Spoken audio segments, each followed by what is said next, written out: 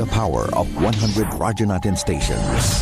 The power of information with more than 200 news and public affairs correspondents nationwide. The power of radio is within reach. Manila Broadcasting Company's Radyo Natin Network. Serving the Philippines. This is MBC Media Group's Radyo Natin Nationwide, a member of the KBP. Radyo Natin Nationwide.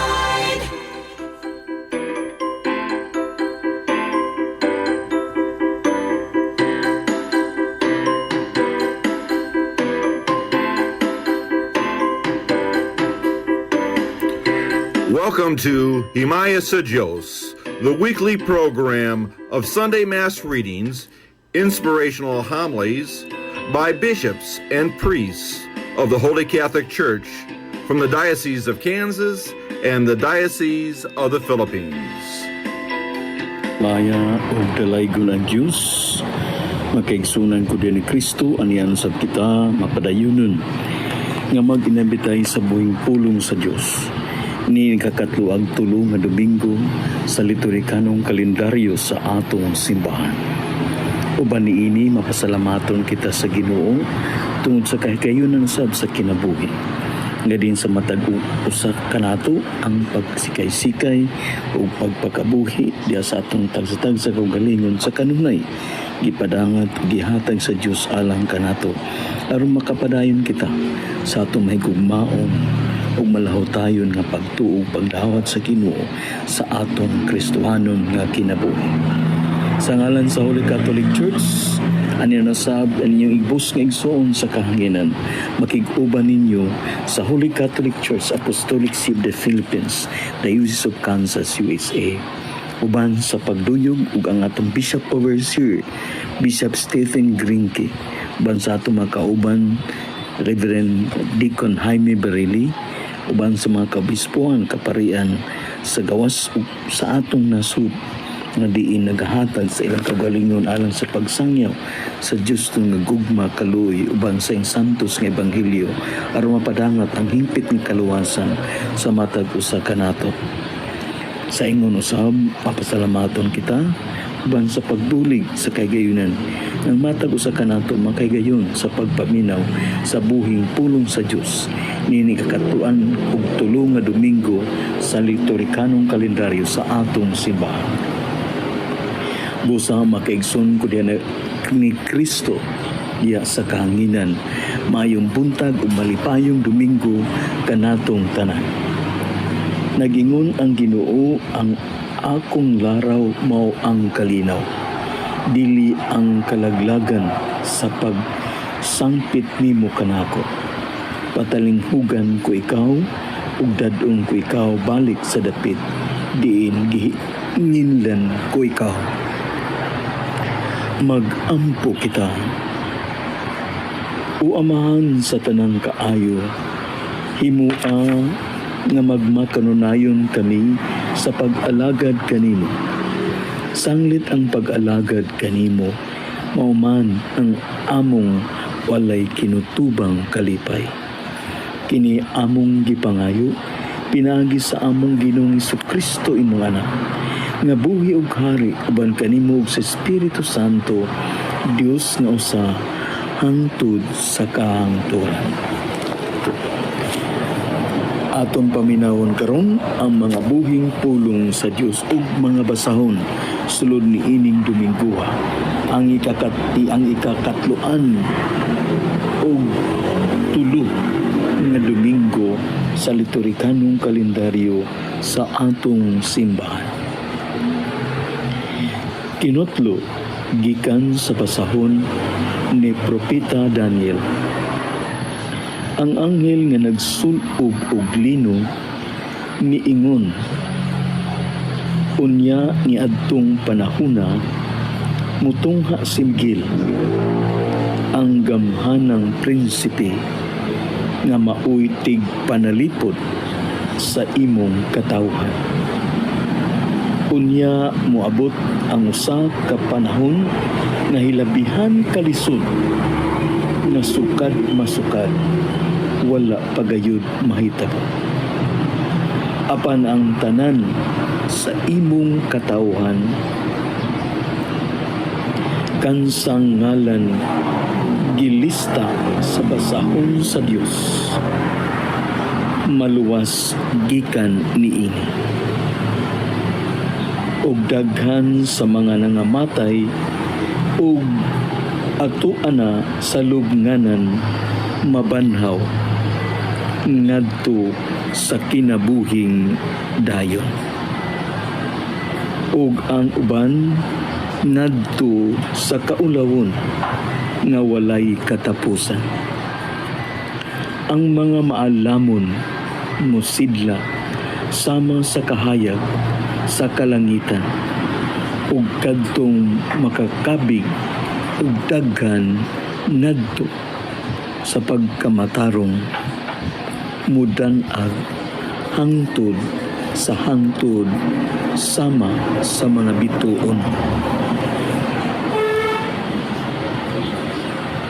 Ang pulong sa Ginoo. Salmo responsorio.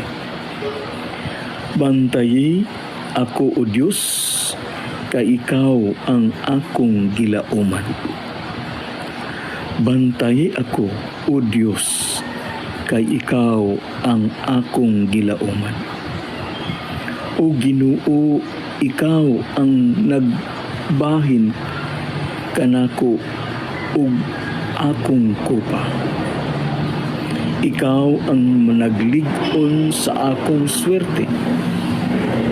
Gibutang ko ang Ginoo kanunay sa akong atubangan. Kung anaa siya sa akong tuo, dili gayud ako maingawa. Bantayi ako o Diyos, kay ikaw ang akong gilauman. Busa nalipay ang akong kasing-kasing ug ang akong kalag nagmaya. Ang akong usab nga lawas buhi nga masaligon. Kay dili nimo pasagdan ako didto sa kahiladman. Nimo sugot ka ng imong alagad madun. Bantayi ako o Diyos, kay ikaw ang akong gilauman. Tultulan mo ako sa agianan sa kinabuhi. Ang kabuhong sa kalipay uban kanimo. Apan ang mga kabulahanan diha sa imong tuo hangtod sa kahangturan. Ang bantayi ako o Diyos, kay ikaw ang akong gilauman. Ikaduhang pagbasa. Kinutlo gikan sa sulat ni San Pablo ngadto sa mga Hebreo.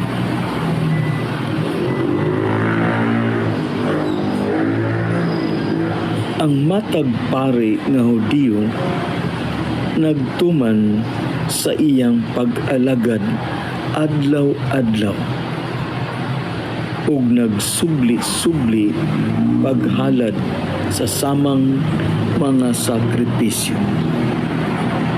Apan kining mga sakripisyo dili gayud makawang o makawagtang sa mga sala. Apan si Kristo naghalad ug usa ka sakripisyo alang sa mga sala. Usa ka maayong halad hangtod sa kahangturan. Ug unya milingkod siya sa tuo sa Dios Didto nagbuhat siya karon hangtod nga iyang mga kaaway himuon sa Dios nga tumbanan sa iyang mga tiil. Busa pinaagi sa usa ka sakripisyo, gihingpit niya hangtod sa kahangturan kadtong nahiula na kadtong nahinluan sa sala. Human kini mapasaylo, wala kinahanglanan ang halad aron pagwagtang sa mga sala. Maigsoon ko din Kristo ang pulong sa Ginoo.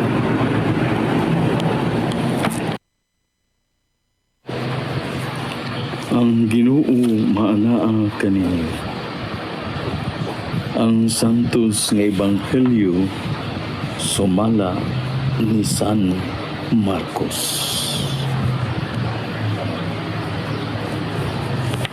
Si Jesus mingon sa iyang mga tinun-an sa mga adlaw human sa panahon sa kasakitan, mungit-ngit ang adlaw ug dili na mudanag ang bulan. Mga hulog gikan sa langit ang mga bituon ug motipas sa ilang naandang agianan.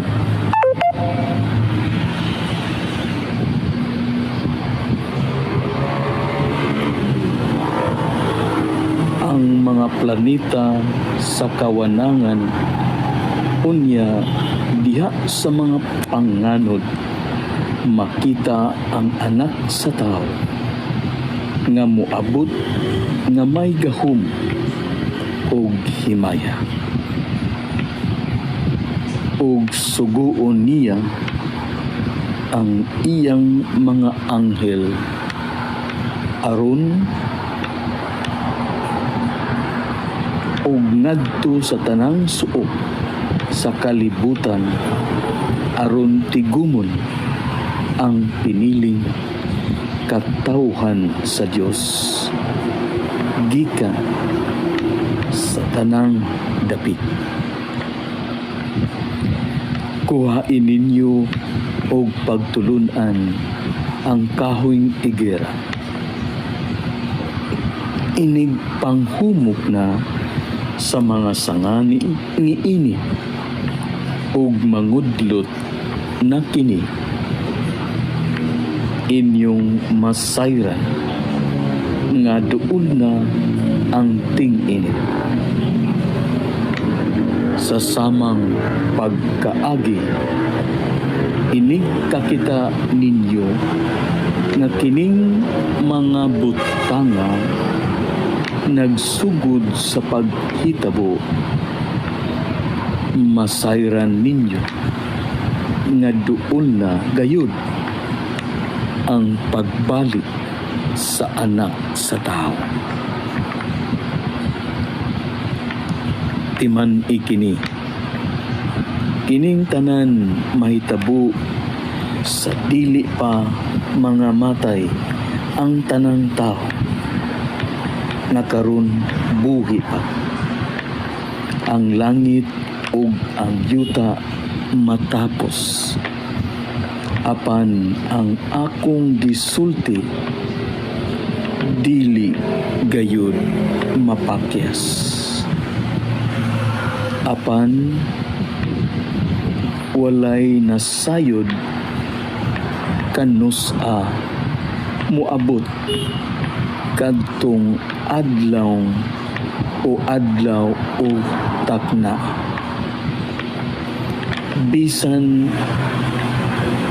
ang mga anghel sa langit Bisan gani ang anak, ang amahan lamang maoy nasayod. Ang Ebanghelyo sa Ginoo. Mga igsuon ko diyan ni Kristo, atong nadungog ang saysay sa atong Ebanghelyo. Ug uban sa atong pagunaw na ug pagpamalandong niini.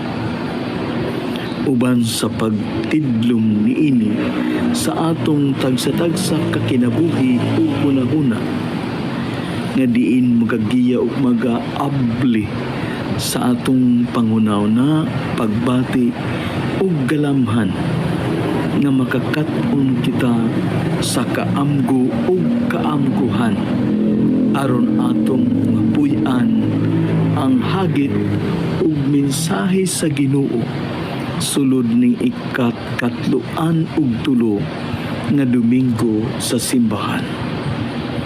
Nga diin kini nga mga pulong magahatag kanato og dalan ngadto sa Dios o kaha ngadto sa atong isikataw. Una kung atong lantawon ang mga puntos nga angay natong mahinuplugan diya sa atong pagpamalandong isip kabahin sa atong pag-inambitay sa buhing pulong sa Dios. Niining pamaagiha kita adunay kaamguhan nga din atong mapaambit sulod sa atong personal nga kinabuhi. Ug uban sa atong pagdawat niini aduna kitay kahigayunan nga ato kining mapaambit ug mabarugan diya sa atong katilingban ug sa simbahan base sa atong pagtuo ug pagkinabuhi diya sa Dios nun nga kaayo ug katagon sa kaugalingon. Busa nining tanan adunay duha ka mga puntos nga atong lakbitan, atong pag-ambitan aron kita magiyahan sa yanong nga paagi. Kung atong lantawon sa ordinaryo nga pamaagi, ang atong Ebanghelyo nagpahinumdum kanato sa duha ka mga butang diya sa atong Kristohanon nga kinabuhi. Ang una, kadin ang atong pagdangop ug pag-ila sa gimbutan sa Dios nganhi kanato. Ang dakong pagdawat ug pag-ila nato sa Dios diya sa atong Kristohanon nga kinabuhi. Ay kaduha nga punto nga kaigsuonan ko, ang pag-ila ug pagdawat nato sa kinabuhi sa atong isikataw. Ang pagunaw na pagdawat usab diha sa kinabuhi sa uban ngadto sa tagsa-tagsa nato kakaugalingon. Nga sa ato pa kung ato kining hiusahon pag-ila sa Dios ug pag-ila sa atong isikataw. Mao kini ang mga puntos nga atong pag-ambitan karon isip kabahin sa atong pagpamalandong sulod ning ikakatluan ug tulo nga Domingo sa atong liturhikanon nga kalendaryo sa simbahan. Ang una nga punto makaigsunan ko, kung atong lantawon diya sa saysay sa Ebanghelyo sa iyang sulti ug kanay niini atong makita nga ang Ginoo nagulagway sa usa ka sitwasyon ug mga pulong bahin sa kagahuman sa Dios. Mao nang tungod niini ang Ginoo miingon. Si Jesus miingon sa iyang mga tinun-an sa mga adlaw human sa panahon sa kasakitan, mungit-ngit ang adlaw ug dili na mudan-ag ang bulan. Mga hulog gikan sa langit ang mga bituon ug motipas sa ilang naandang agianan ang mga planeta sa kawanangan, unya diya sa mga panganod makita ang anak sa tao na moabot nga may gahom o gimaya, ug moabot ang may gahom o gimaya, ug suguon niya ang tanang mga anghel ngadto sa tanang mga suok sa kalibutan aron tigumon ang piniling katawan sa Dios gikan sa tanang dapit. Nga sa ingon atong mahulagway, nagilagway sa Dios ang kapunaw-punawan, ang kawanangan, ang iyang universo na di simbolo sa usa ka Dios na naa sa usa ka ibabaw diha sa atong yuta o kalibutan, nga nagulagway usa kagahom sa kamhanan nga Dios diha sa atong kinabuhi. Muna kung atong masunod, atong maninaw nga kinahanglan di ay sa atong kinabuhi ana ang pag-ila sa Ginoo sa atong kinabuhi. Kita nga din diha sa atong pag-ila atong masunod o masubay ang kimbutan sa Dios. Sa mga problema nga nato na sinati sa kinabuhi, sa mga kasakitan na atong na-eksperyensahan, sa mga kalisod sa panahon, sa mga kapakyasan na kita nakasinati sa atong kinabuhi, labi na gayud sa mga problema sa atong Kristohanong kinabuhi, diya sulod sa pamilya, sa katilingban o sa simbahan, atong usahay o maaninaw ang kabililhon sa pag-ila o pagdawat sa Dios. Kay nining tanan, siya lamang ang nakabalo tungod sa iyang kagahuman sa atong kaugalingong nga kinabuhi. Munang angay nato nga sumbanan sa atong pagpakabuhi, isip sumusunod sa Dios, nakabalo kita muila o mudawat sa Dios, aron kita magmalipayon, magmabungahon sa atong Kristohanong nga kinabuhi. Duyog niini sa atong pag-ila o pagdawat kaniya.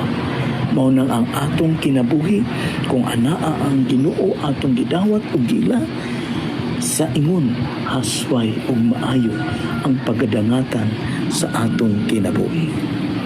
Ang ikaduha nga punto mga kaigsunan ko, mao kini ang pag-ila nato sa atong isigkatao. Munang ingon kita, kuhain ninyo o pagtulunan ang kaahon igir. Inig panghumok na sa mga sangaliini o mangudlot na kini, inyong masayran na doon na ang ting-anit. Sa samang pagkaagi, inigkita ninyo nga kining mga butanga, magsugod paghitabo, masayran ninyo nga doon na gayud ang pagbalik sa anak sa tao. Timan ikini, kining tanan may tabo sa dili pa mga matay ang tanang tao, o karon buhi nga karon buhi pa. Ang langit ug ang yuta matapos, apan ang akong gisulti dili gayud mapakyas. Giulagway sa Ginoo ang kinaiyahan. Kinaiyahan nga anang gitumban o gipuy-an sa iyang katawan. E sa ingon niini, ang atong kinabuhi giaghat sa pagtan-aw sa palibot.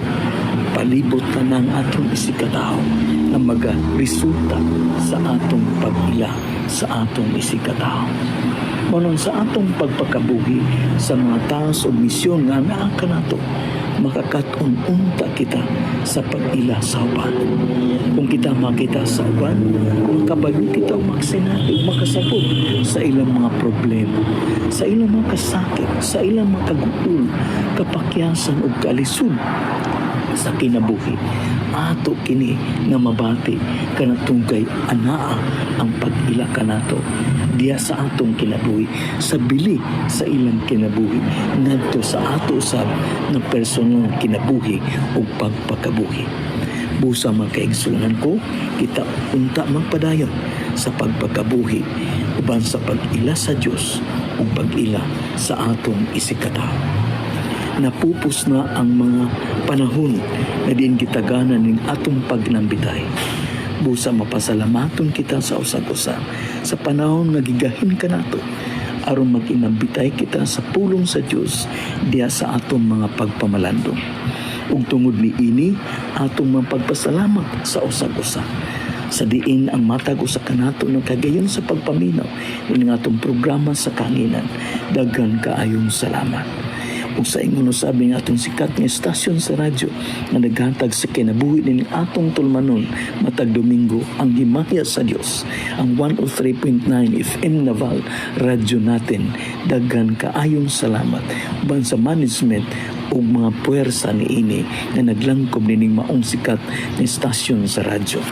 Sa ingon usab uban ni Bishop Stephen Grinke, Reverend Deacon Jaime Barili, sa ngalan sa Holy Catholic Church Apostolic See of the Philippines, Diocese of Kansas, USA, magkaigsunan ko din ni Kristo, daghan kaayong salamat. Dalaygon o gimaya sa Dios uban sa Missionary Brothers o Perpetual Help. Dalaygon o gimaya sa Dios karon ug hangtod sa kahangturan. Mag-ampo kita. O Ginoo, ang Eucharistia nga among gisaulog aron paghandom sa among Ginoong Hesus, mutabang unta sa pagtubo sa among gugma kanimo. Kini among gipangayo pinaagi ni Kristo among Ginoo. Amen. Ug manalangin kaninyo ang Dios nga magahom sa tanan, ang Amahan, ang Anak, ug ang Espiritu Santo. Amen.